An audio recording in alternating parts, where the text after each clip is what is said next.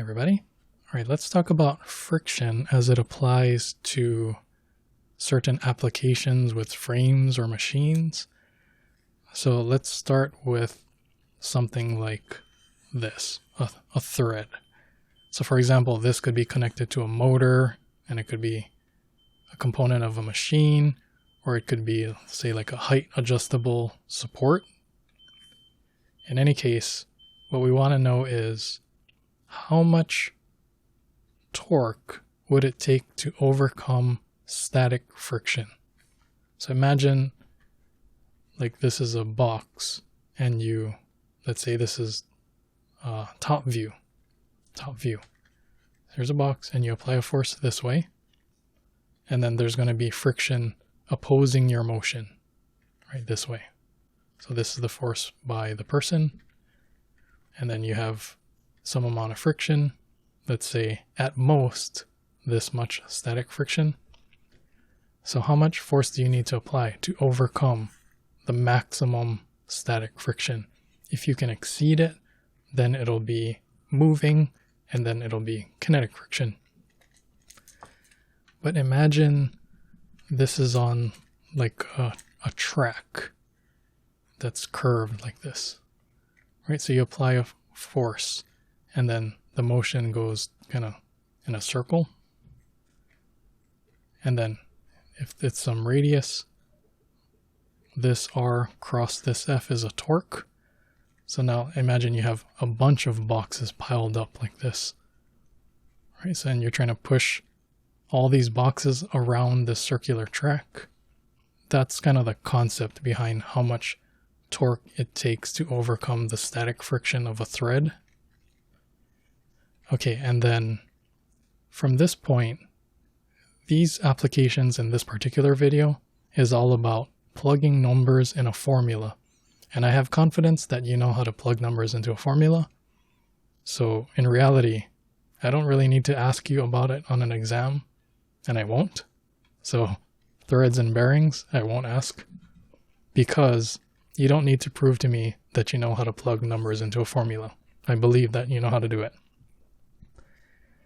Okay, so here we go. If you have a thread, these are, like for this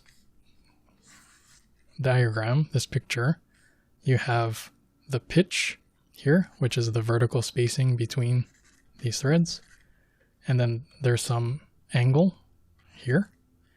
So if you know the pitch, you know this angle over here, and you know the mean radius of this thread, like a screw, you're going to apply some force, let's say downwards. And then let's say from the top view, you try and unscrew this. So you apply a force downwards, and you turn this thing counterclockwise to unscrew it. So then it's going to move upwards, opposite the direction of the force that you're applying. So then how much torque is required to overcome the static friction to unscrew this thing? Right here. Right, and then you see this right here. See this? Opposite the direction of this force over here. So you're unscrewing it. As opposed to this formula over here, where it's in the direction of the force. So you're like screwing it, tightening it. You're applying a torque clockwise. Right, and then just look at the formulas. The only difference is this plus sign or this minus sign. Okay, so, and then I believe you know how to plug numbers into a formula, so it's just these. And when you're ready, for example, to take your FE exam to move toward getting your professional engineering license, you would have a big booklet full of formulas. So these would be among the formulas, and you just say, all right, I have some thread, look up these formulas, plug in the numbers, you're good. Okay, different topic here. This is a journal bearing. This is a thrust bearing. So what they have in common is you have some kind of shaft like this that's rotating. But then it's just a matter of which way do you want to support the shaft. So it's some shaft like this, rotating, but we're trying to have a support perpendicular to the axis of the shaft. That would be this journal bearing.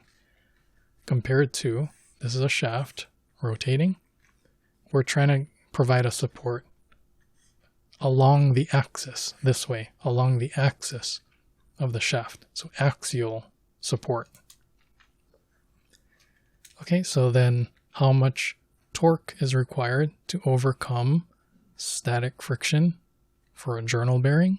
This much.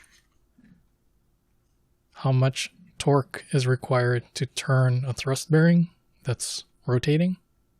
This much. So no, this is kinetic, right? And is a function of like how much force you're applying along the axis of the shaft. Okay, now take a look at this formula and take a look at this picture. What if you were to make the angle like not as much, like say like that, it's less, and then even less, like keep going less and less. So you take the limit where this angle approaches 0.